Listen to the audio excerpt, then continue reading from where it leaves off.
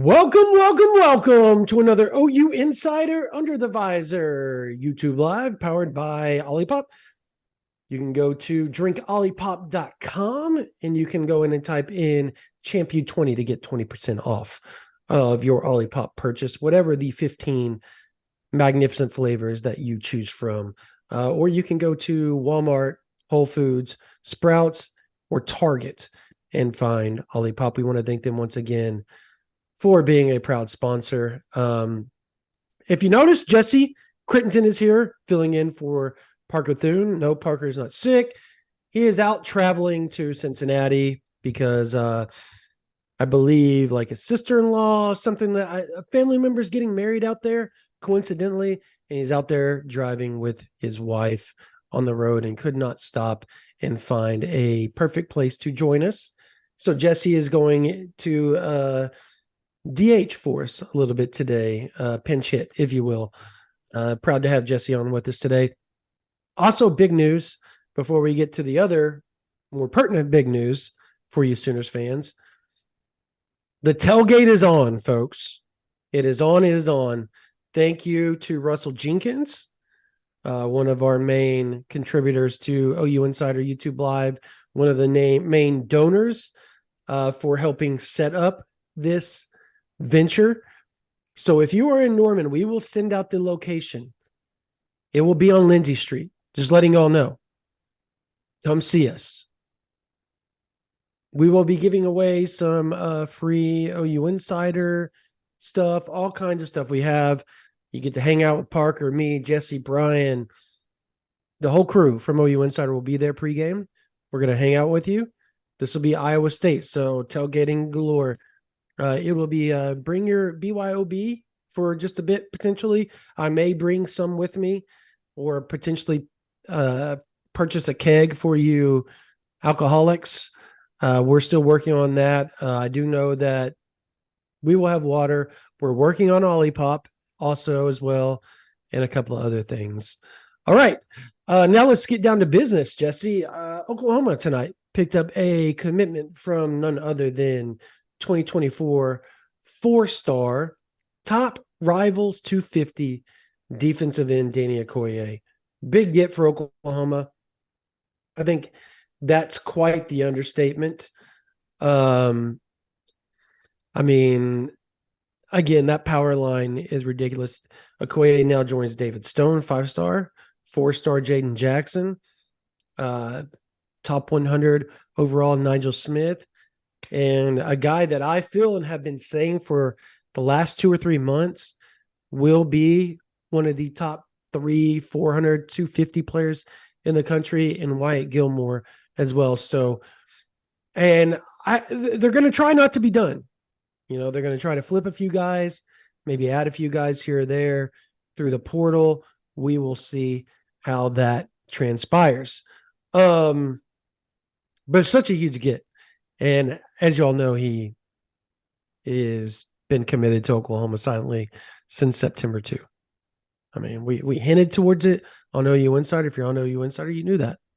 So kind of a big deal for Oklahoma fans. Taylor Pavey, I want to pronounce it right. Here's my weekly $4.99, but I want this to go directly to Jesse. Congratulations for the $5, Jesse. All right.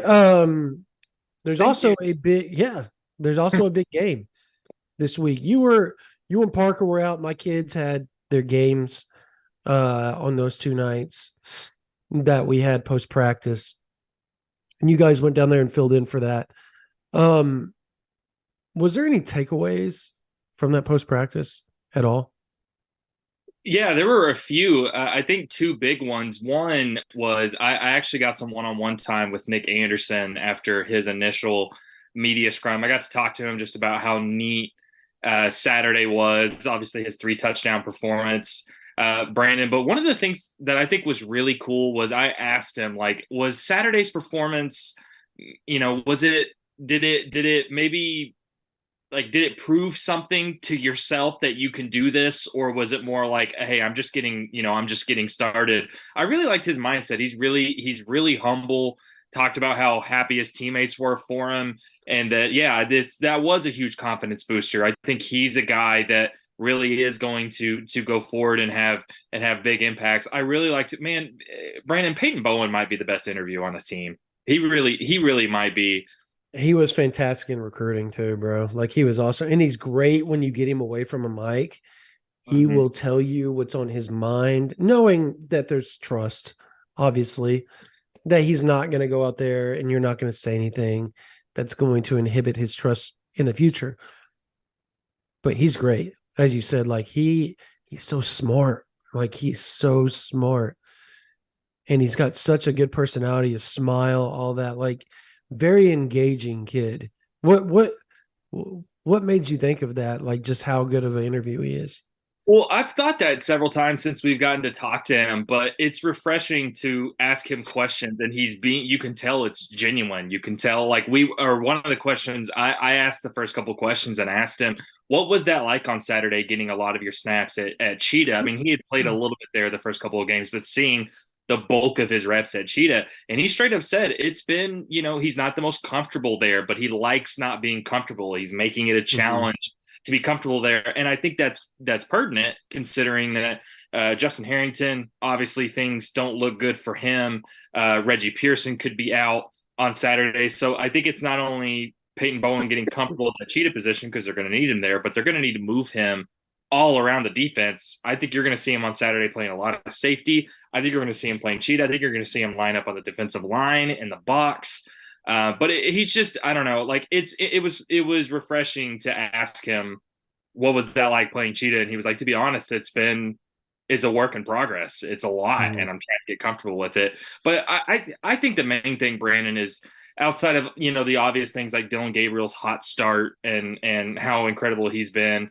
I think the main things are heading into the Cincinnati weekend. It's the running back room is still. It's been probably the most interesting position group on the team through 3 weeks. Jeff Lebby had a lot of interesting things to say about that.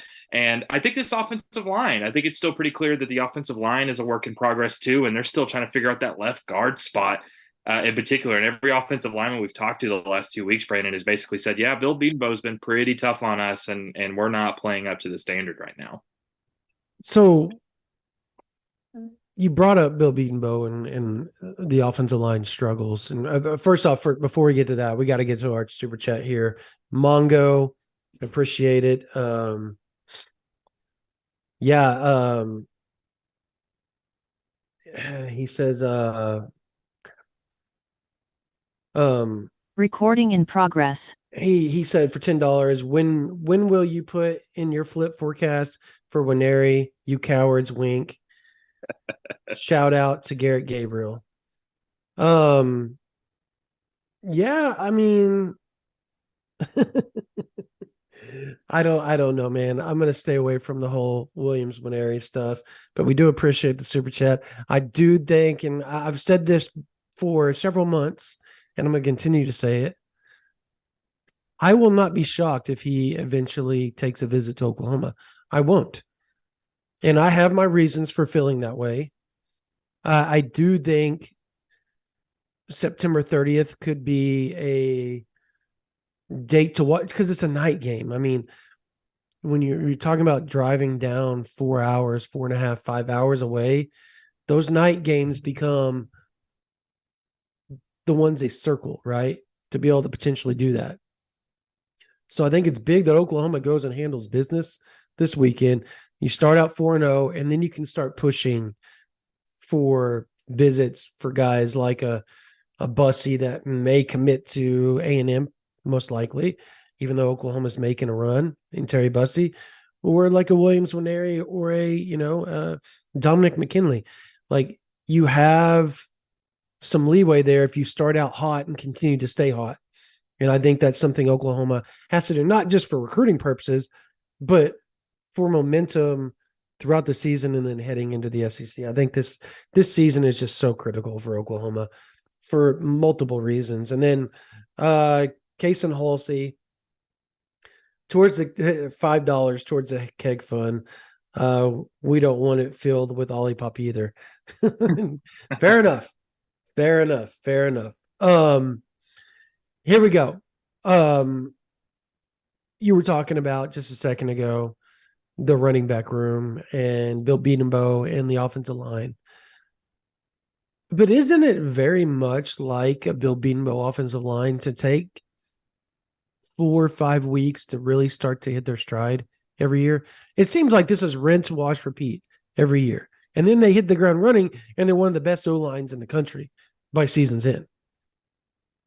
I think that's totally fair, and we kind of talked about this after the game on Saturday. I will say, I think two things can be true, Brandon. One, that there's no reason to have a super, it's not a 5 alarm fire. We do not need to be hitting the panic button about the offensive line. But Brandon, one stat that stood out to me, because I think the big thing, and this is actually a takeaway from the player interviews this week, Brandon, was how many players talked about, yeah, we're 3-0, but we were 3-0 last year. I actually think this coming weekend, yes, it's a game OU's heavily favored, but I think going 4-0 or starting the season 4-0 is going to be a huge monkey off their back if they can do that.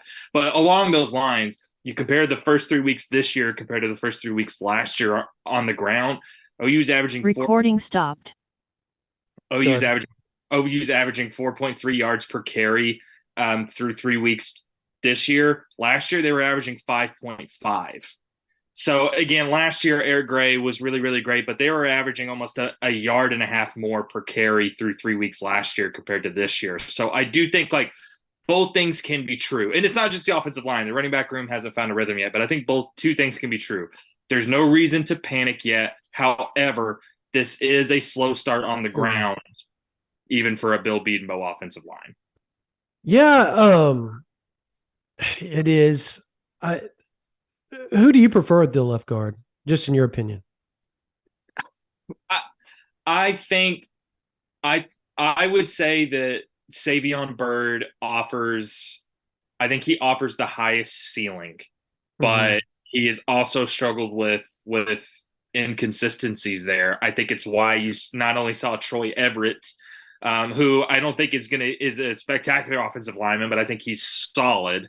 And that's why you saw him play more snaps than Savion Byrd against SMU. But I think it's also why we saw Caden Green there, who I think against Tulsa, we saw Caden Green there. I think that's why, Caden Green is going to be a fantastic offensive lineman. But as far as this year specifically, theoretically, Savion Byrd offers you the highest ceiling. But through 3 weeks, it's clear they're not fully satisfied with that left guard spot. I don't know. Who would you say? Yeah, I prefer either Byrd or Troy Everett. Just my opinion. That's I think Everett and Byrd both have been very, very physical. Both have been very up and down as far as pass blocking goes. And I don't want to sit here and say, excuse me, as run blocking goes. As physical as they've been, they've also missed quite a few assignments, and you can tell, it's very evident. In all that. So still at the end of the day, I feel like those are your most physically gifted guys. They've got to figure out how to get them on board mentally. And I think once that takes place, I think the offensive line is going to surge quite a bit more. Running back room.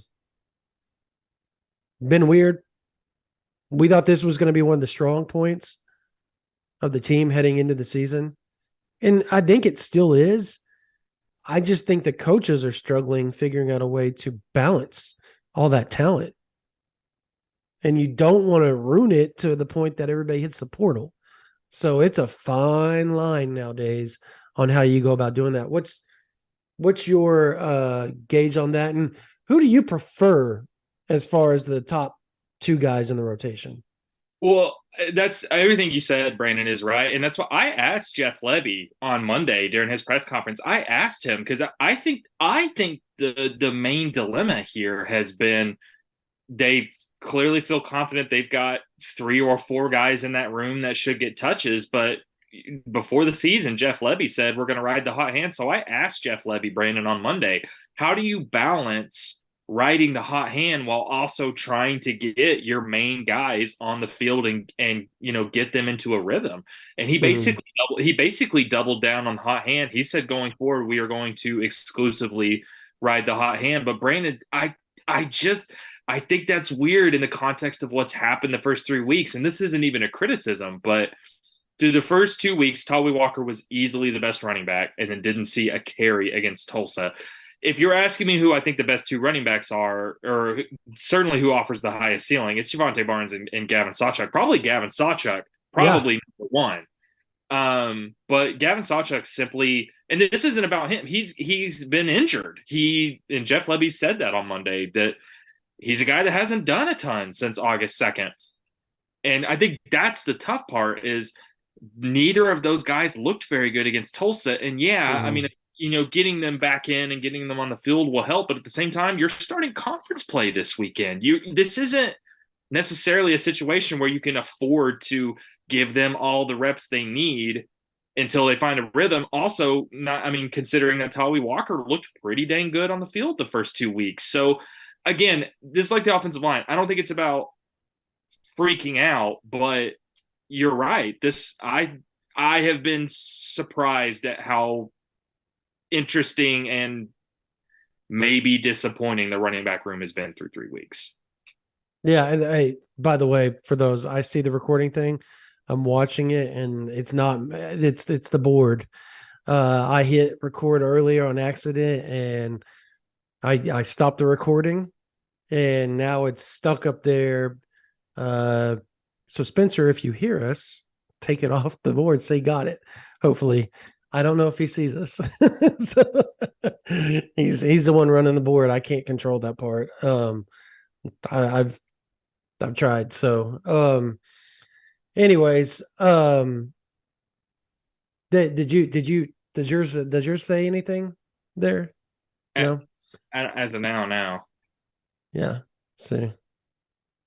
Nothing on your Zoom. Gotcha. Yeah, that's on Spencer's end. So, Brandon, Spencer, if you're there, help. Oh,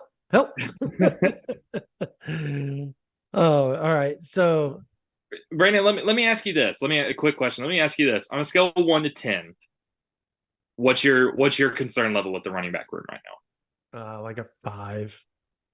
Like maybe. I would have said a 4. Yeah, I would have said a 4. Yeah. Yeah, so I don't think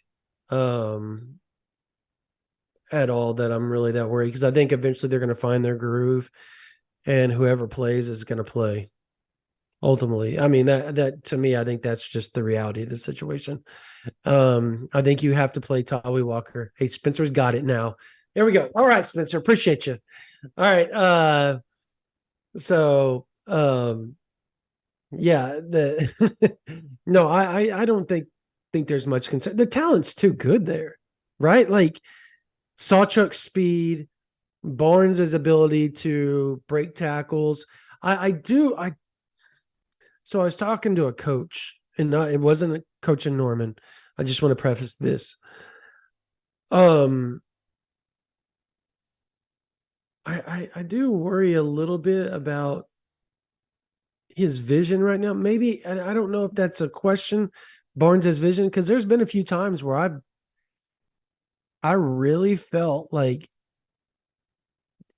had he hit the hole a certain way or angled himself through it or saw or read off the butt of one of the guards of the tackles, he could have done or gained a little bit more than he originally did.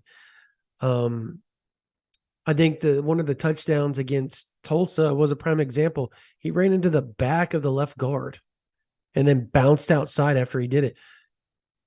Outside was open the whole time. So I do question maybe some vision issues right now, and maybe that has a lot to do with limited reps because of his foot, right? Like through everything, spring, all that. Sometimes you lose that rhythm and you lose the ability to see things that normally you would see. And I think the same goes for Sawchuk a little bit. I don't question his vision. I question his patience a little bit. I think because he's trying to press and really make a significant impact the way he did in the Cheez-It Bowl. And I think he feels like, okay, if I don't do that, it's going to be Marcus Major and Tawee Walker each time. And I think both of them probably feel that edge a little bit. And on top of that, did Dalen Smothers not look the best out of all the running backs? Even in mop-up duty, he looks every time he gets in there, he makes something happen. When Dalen Smothers has been on the field, he looks really, really good. He looked honestly, Dalen Smothers on Saturday looked like how I thought Gavin Sawchuk and Javante Barnes were going to look on Saturday. Dalen Fair. Smothers is going to be a stud. That dude's Agreed. explosive and really, really quick. And that's why, like, if you look at the 4.3 yards per carry that OU has posted through 3 weeks, it's fine. But there were struggles running the ball against Tulsa. And again, everything you just say, like conference or concern level being around 4 to 5, it's not about the talent. To me, it's more about, do these coaches know how they want to handle the reps on the field? Because if Gavin and Javante are hypothetically your top 2 running backs, but they're not producing, every time you give a rep to somebody, you're taking a rep away from somebody else. So I think it's more about, can they sort that out in the next couple of weeks before they face Texas? Okay, so defensively for Oklahoma, there's some injuries. Harrington, Pearson's a little bit dinged up. I think our Mason Thomas should be a lot better this week. Deshaun McCullough should be a lot better this week. But what do you think the keys are for them to really stop Cincinnati? Because Cincinnati's offense moves the ball. I think they've had like 600 yards a couple of times, total offense, if I remember correctly. Obviously, Emory Jones is a dual threat. He epitomizes the phrase dual threat, or moniker, if you will. And obviously you got Xavier Henderson at wide receiver. You have some good running backs as well. Defensively for Oklahoma, what do they need to do to be 4-0 come Saturday afternoon? Yeah, that's everything you said. I mean, Brandon, Cincinnati's 8th in the country in rushing offense through 3 weeks. And what was this team's kryptonite above anything else last year on defense? It was mobile running quarterbacks. And I mean, running offenses and offenses who could run the ball in general, but especially mobile quarterbacks. It is encouraging to see how good OU has been defensively at stopping the run the first 3 weeks. I think they're 15th in the country in opposing rushing yards. I think they've allowed less than 2.3 yards per carry through 3 weeks. That's really impressive, even compared to 3 weeks last year. This, to me, has the makings of a Danny Stutzman game all over it. To me, if you're Oklahoma coming into this game, especially if you're without someone like Reggie Pearson, it's gonna be a really big game for Peyton Bowen too. But to me, and Emory Jones can throw the ball a little bit, but to me, you make him beat you with your arm, and if he does, then you adjust. But this Cincinnati offense wants to run the ball. I think you load up on that front seven. You tell your linebackers to fill gaps, be concerned about not only the running game, but Emory Jones getting outside the pocket, make him beat you with your arm, and then you adjust. I think you kind of have to pick your poison. Now, I know Cincinnati lost to Miami of Ohio last weekend, but this Cincinnati offense can move the ball. Yes, they and can. So they can.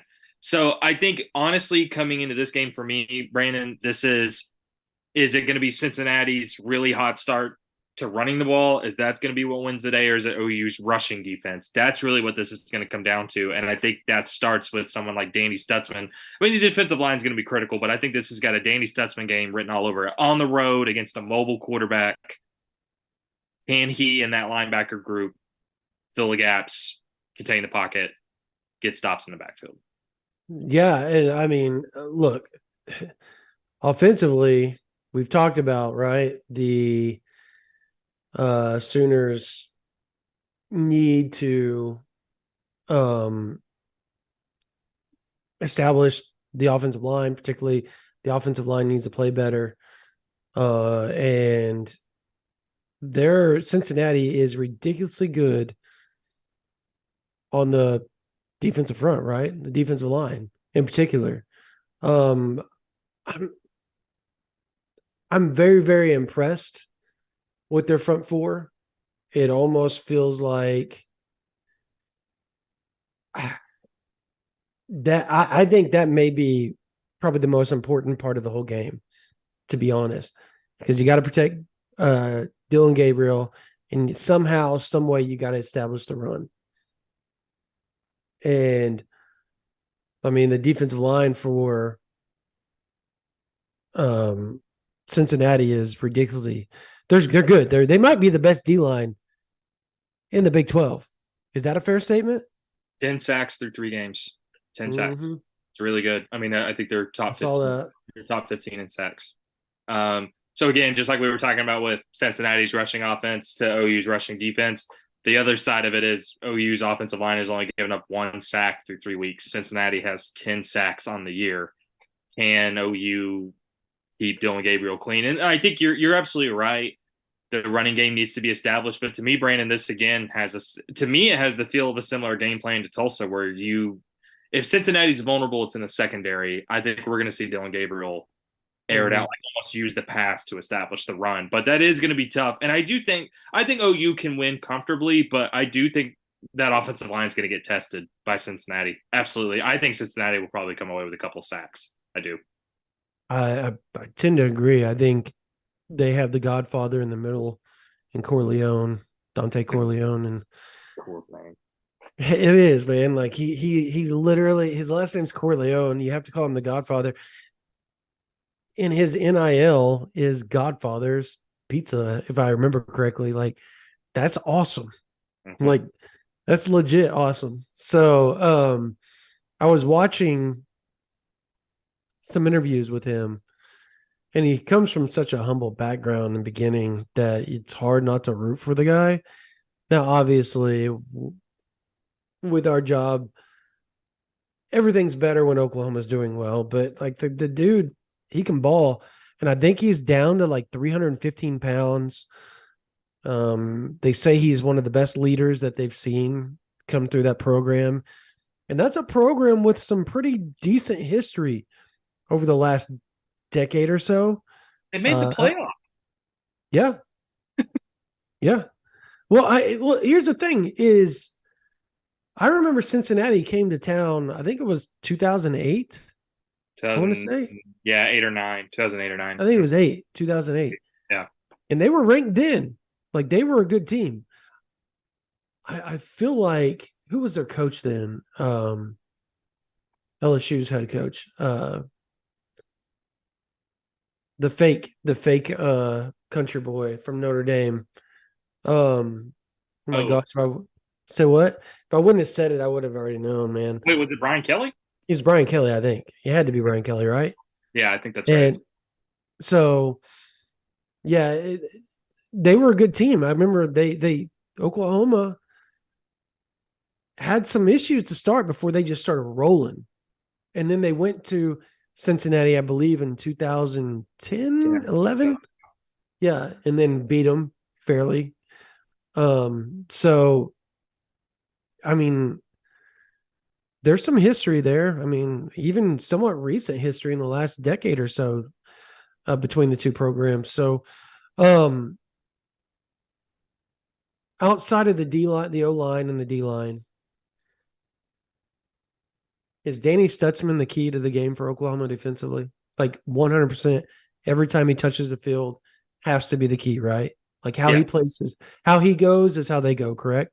Yes. And like it sounds obvious to say that, but there are going to be games where the secondary is crucial. Where I mean, Danny Stetson's going to be important in every game, but given what Cincinnati wants to do offensively, given how much they want to run the ball, this has got a Danny Stutzman game written all over it. There will be other weeks where it's going to be guys like Billy Bowman and Woody Washington and Peyton Bowen. But this week, defensively, on the road, here's the thing. If there was ever going to be a time for Cincinnati to be pumped up to play, it's going to be their first Big 12 game at home a week after a brutal overtime loss to Miami of Ohio. That crowd is, I mean, there's a lot of young guys on that OU defense. I think sometimes youth and experience can be sometimes over exaggerated, but when Jaron Kanik, Kobe McKenzie, Kip Lewis, Peyton Bowen, guys, Josiah Wagner plays, Gentry Williams. Those are guys that haven't been in environments like this before. That's why, with what Cincinnati wants to do offensively, Danny Stutzman is a veteran who's played a ton of snaps. This has got him all over it. No, I agree. And there's a question here on the chat. It says, do they spy Emory Jones? And I don't know. That's a great question. I don't know. I think what I'm sure that's part of their game plan if they have to go do it. But I feel like they're going to preach gap soundness, gap integrity, playing and doing your job all week long in hopes that they don't have to go to a spy. But if they do, I think you have to put Jaron Kanak on him. Let him just spy him up, because that's going to be the guy that's going to be able to keep up with him out of the two linebackers. And it's not saying Stutzman's not fast, because he is. He's super fast. Kanak's a 4-3 guy, 4-4 guy. Like, there's a difference between 4-5, 4-6, and 4-3, 4-4. It doesn't seem like a lot, but it is. So, that's just how I envision it going this week. And I'm sure they are going to run some spy. Like, I think you have to. Yeah. But I don't think they want to make that just a focal point of the game plan, because you're taking a piece off the board when you do that. I agree. I think that's something they sprinkle in and then implement more fully if Emory Jones is just getting outside the pocket and killing them. But yeah, I think I think if you're OU, I think it's not only just about not wanting to take that piece off the board. I think you want to put the challenge to your linebackers and a defensive line to maintain gap integrity and go make plays, be physical. And you could end up needing to use a spy quite a bit, but I think that's more of a break, in case of emergency type of move, and maybe they sprinkle it in a little bit throughout the game. Yeah, no. But that's a really good question. It could absolutely happen, and it could be OU's game plan. Absolutely could be. No doubt. Real quickly, I don't know, how much more we're going to go here. What's your prediction on the game? Let's see. Brian and I did our Oklahoma Drill podcast earlier today. I want to say I said 40. I want to say I said 48. I said 38-21. I said 38-21. And I think OU covers. And a 17-point win is 17-point win can look a lot of different ways. But I think you're happy with a 17-point win if you are going on the road to start conference play against a team you're not familiar with, playing in their first Big 12 game. And enough players have mentioned it the last couple of days, Brandon, that the 3-0 start to last year thing is a real thing. I think that's going to be on their minds. A lot of young guys in this environment. I do think Cincinnati will make some plays offensively. I think that defensive line will make some plays too. I think it's probably a competitive game to start, at least for most of the first half, and then OU pulls away in the second half. I don't know. What do you see? I've been thinking about this since I saw Cincinnati lost to Miami, Ohio on Saturday. And there's a part of me that thinks they kind of looked ahead because they were so excited to get to the Big 12. I think they're better than that. I know they are because they went to Pittsburgh and they won. I think that can't be overlooked, even though I think West Virginia kind of blew out Pittsburgh. Is that correct? Last weekend? Well, now I'm blanking. Yeah, I feel like they did. I feel like they won pretty handily. I can't remember. Or at least they maybe 17-6, West Virginia. Okay, yeah. So that said, I think that this team's ready to go in, and like you said, I think the 3-0 thing and starting the losing that they did in 2022 is weighing heavily on their minds. Like, they understand it. to the point that Brent Venables brought that up in the post-game presser on Saturday. Like, said, we're not going to know how these guys are going to do. Obviously, what happened last year happened. And for us to be taken seriously, we've got to get past the 3-0 and become 4-0. If not, people are going to go, okay, here we go again. That's essentially how he paraphrased it. And he kind of said, look, but we don't know until we get out there how these kids are going to react to that type of pressure. Now, I feel like this team's different. I feel like Gabriel's different. I feel like Stutzman's different. I feel like as long as those two have decent games, I expect Oklahoma to win. Now, how they play and to what degree they play is the difference between, the gap of the victory, in my opinion. So I'm going to go with they have a pretty good game, both of them. And I think Oklahoma wins 34-24. There's a lot of people that have some wild scores and they think Oklahoma is going to blow them out, but I just don't see it. I think 34-24. If they win by 10 points on the road at Cincinnati, or even like a 34-21, I think that gets people's attention. Like, okay, these guys are actually for real.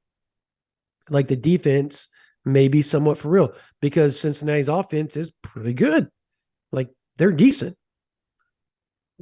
No, I agree. And here's the thing. I don't really, I've said this a couple times already. I don't put a ton of stock into that Miami of Ohio loss last weekend. I really don't. Brandon, we're seeing all kinds of wacky things happen in college football right now. The transfer portal has parity really evened the playing field. I mean, it just has. Now, I'm not saying there aren't teams that are objectively way better and have more talent than others, but I think the Cincinnati team has talent. I mean, I don't know if they're going to finish in the top 5 of the Big 12, but I mean, when I think the Cincinnati team has talent, I think they're going to push OU in a couple of ways. Not that OU doesn't respond or doesn't perform well, like their rushing defense, but Cincinnati has talent. I don't think it can be overstated how crazy that environment's going to be on Saturday.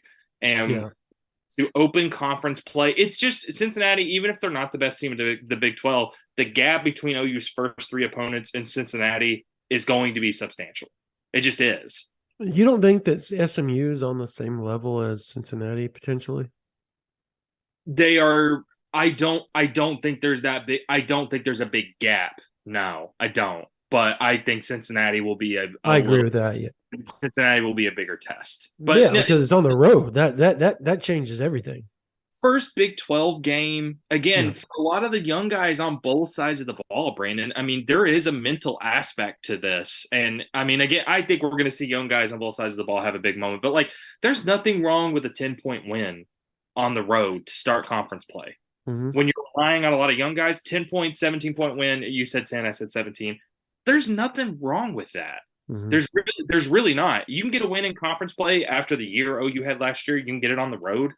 You'll take that. And I will say this. I think we will be talking on Saturday night about how good the defense looked, all things considered. And I think we're going to be talking about how Dylan Gabriel is. I think this is going to be Dylan Gabriel's best game yet. I think he's going to throw all over. Ooh. That's my hot take.